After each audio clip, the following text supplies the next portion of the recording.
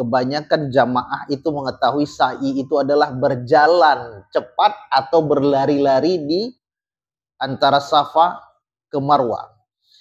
Kurang tepat. Yang benar makna dari sa'i ini sendiri adalah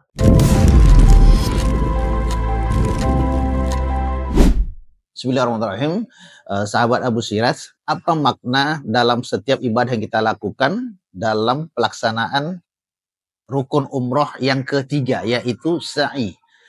Makna dari sa'i ini sendiri pengertiannya adalah kebanyakan jamaah itu mengetahui sa'i itu adalah berjalan cepat atau berlari-lari di antara Safa ke Marwah. Kurang tepat. Yang benar makna dari sa'i ini sendiri adalah perbuatan yang sungguh-sungguh. Sa'i ini artinya sungguh-sungguh. Nah, siapa yang mengajarkan kita dalam ibadah sa'i?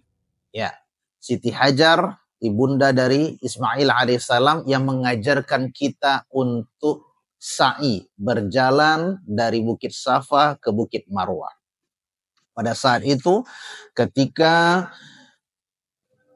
Hajar dan ananda tercinta Ismail alaihissalam ditinggalkan ayahanda Ibrahim alaihissalam di satu lembah yang tidak ada kehidupan di dalamnya, yaitu lembah Ka'bah, di mana di tempat itu tidak ada penghuni, bahkan tidak ada sumber kehidupan. Yang ada berarti kalau tidak ada sumber kehidupan berarti adanya kematian. Ditinggalkan Ibrahim di tempat itu atas perintah Allah Subhanahu wa taala. Dalam beberapa hari setelah ditinggalkan oleh Ibrahim, kehabisan bekal, Siti Hajar bersama Ismail alaihissalam, kemudian Siti Hajar berdiri mencari rezeki dari Bukit Safa, naik ke atas Bukit Safa untuk menjemput rezeki yang insya Allah, karena mereka ditinggalkan di sana itu atas perintah Allah, pastinya Siti Hajar meyakini tidak akan Allah menyanyiakan mereka. Nah, tapi setiap dari perjuangan itu ada usaha yang kita lakukan. Maka Siti Hajar berdiri di atas Bukit Safa.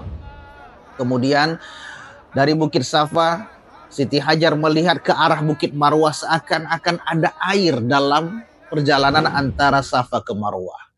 Siti Hajar kemudian berlari, berjalan dan berlari sampai ke Bukit Marwah. Ternyata sampai di Bukit Marwah, airnya nggak ada. Nah, seperti fata morgana yang kita biasa lihat di jalan-jalan tol di cuaca yang cukup ekstrim panas. Sampai di Bukit Marwah, kemudian Siti Hajar melihat lagi ke arah belakang, ke Bukit Safa. Seperti ada air yang menggenang. Mungkin waktu putaran pertama, perjalanan dari Safa ke Marwah yang pertama, terlewat airnya. Kemudian Siti Hajar berlari lagi dari Bukit Marwah ke Bukit Safa. Mencari air, seakan-akan dalam pandangannya ada air yang tergenang untuk bisa memberikan ananda tercinta Ismail alaihissalam minum supaya tidak kehausan. Ternyata perjalanan kedua pun dari Bukit Marwah ke Bukit Safa tidak ada air yang dijumpai oleh Hajar. Hajar melihat kembali ke Bukit Marwah dari Bukit Safa, perjalanan ketiga, seakan air itu ada tapi tidak ketemu dalam perjalanan. Dicoba lagi sama Siti Hajar. Dan ini terjadi sebanyak 7 kali.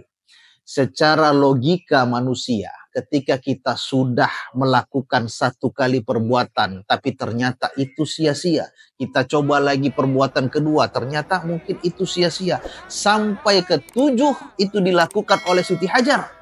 Secara logika manusia, itu nggak akan mungkin bisa dapat hasil yang sama.